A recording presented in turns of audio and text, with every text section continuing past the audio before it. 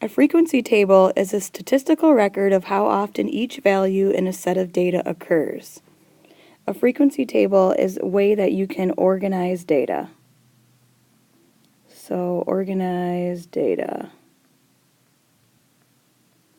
So sometimes you see it in a tally chart where people are marking with tallies. These are tallies.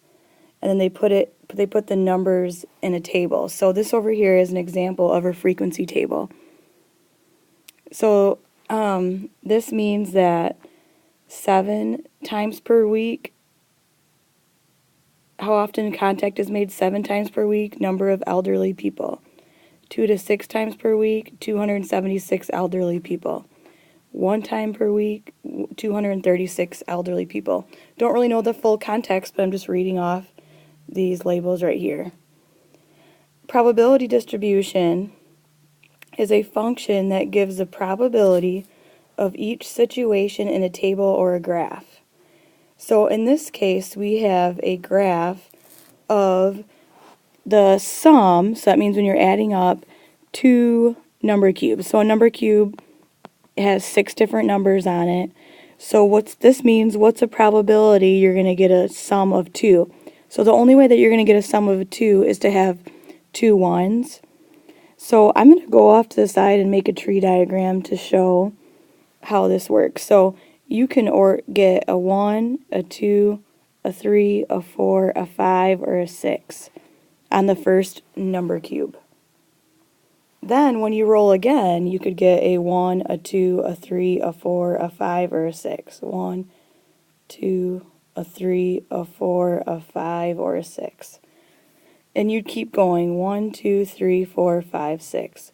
1, 2, 3, 4, 5, 6. I'm not going to be able to fit these all in here. 2, 3, 4, 5, 6.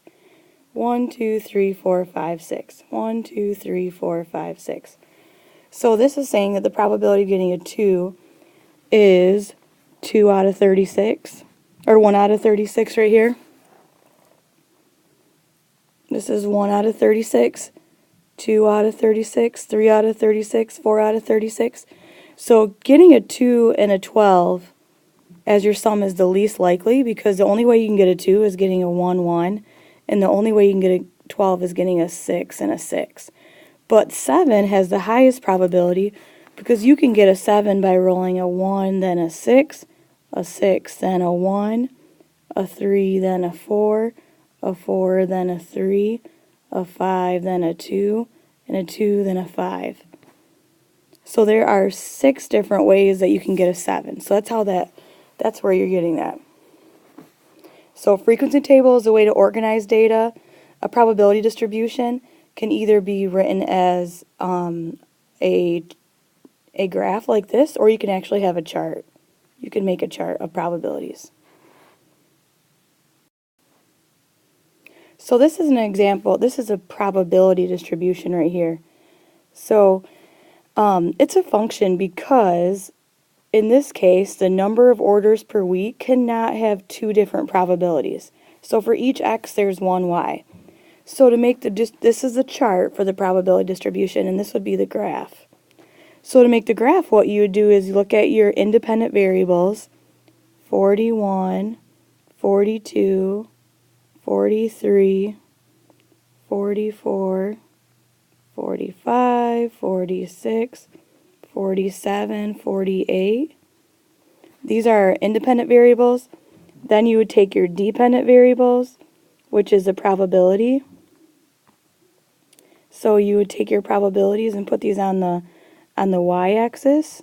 So our scale, the highest number is 0.25, so I could go 0.1, 0.2, 0.3, and then I could graph each of these different probabilities. So 0.03 would be way down here.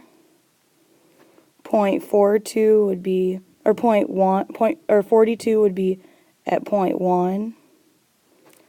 43 would be at 0.15. 44.17, a little bit higher. 0.25.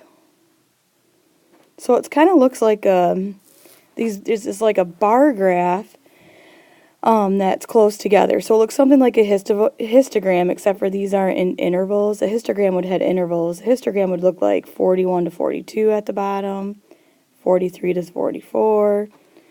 So if I'll continue on, 46 and 47 is 0.10 and 48.05. So all I did was just label the probability needs to be always on the x-axis or the y-axis, and then the independent variables right here. So this is just two different representations of a probability distribution. This is the first, this is a chart, this is the graph.